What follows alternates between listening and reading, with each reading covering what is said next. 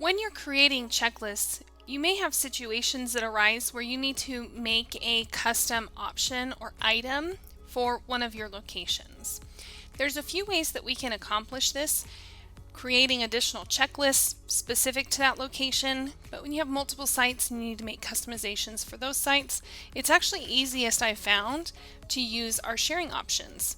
I'm in my opening checklist here, and within each of the items within your list, you'll have a couple of options here under the sharing section where you can allow others, meaning others in the locations, or if you're using a publishing account, push down to your subscribers for branded content, for example.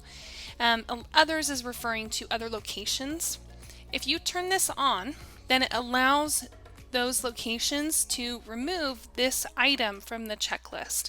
And when the list displays for their site, it doesn't display, and it's as if it didn't exist for that site alone. It doesn't change your content group level or brand level list. Allowing others to edit opens up two options here for allowing them to edit the prompt text or the color of the background. If I scroll up to the top here, your prompt text is here where it's mentioning disarm the save, and then your color background here where you can change what color you want that background to be. Once you've enabled these options, when I save the checklist, I'm going to move into a location so you can see how that looks for them. So I'm going to come up here, go ahead and switch to location mode. And then here you can see I now have a little pencil icon for the prompt where I can come in, select that pencil, and I can edit the text. If I come down to the color, I can actually come in here and select what color I'd like the background to be. And then I now have the three dots here, the little ellipsis to the right of the item, allowing me to deactivate this item. When I select the deactivate option, it'll move it clear to the bottom to this inactive section, so I can always reactivate it later on if I need to, with those same steps of just clicking those three dots and then reactivate that item. Now let's switch back to content group mode. There are some additional settings outside of the items that you can allow for this same sharing option, but they're more advanced. So the sharing option here, this is allowed on an individual item basis. You pick and choose which items you want to allow to be edited or deactivated for your locations. In the settings, the additional options are here where you can allow others to deactivate this list, meaning they can come up to the three dots here, they can deactivate this list, meaning that they don't use it, they don't want it, whatever the case may be. They're going to remove it for their site and their site alone. Then you have the ability to change the schedule.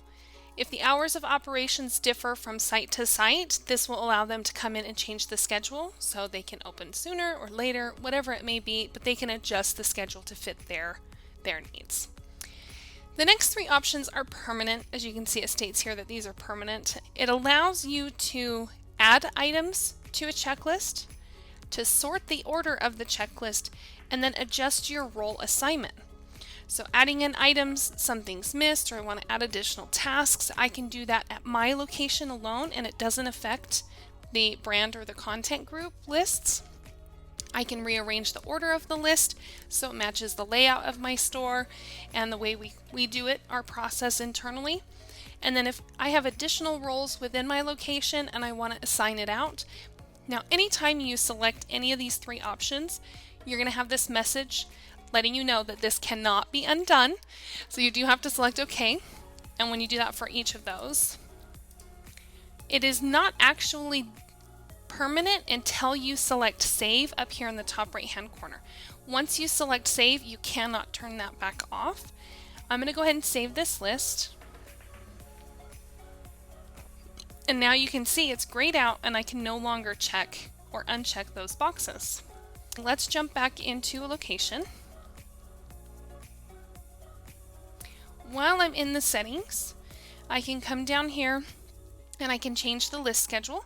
So I can add in a new schedule if I'd like to. I can change the one if there was one pre-existing.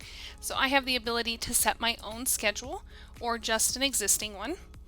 I can come up to the three dots here. I can deactivate this list. And then if we go back into our items,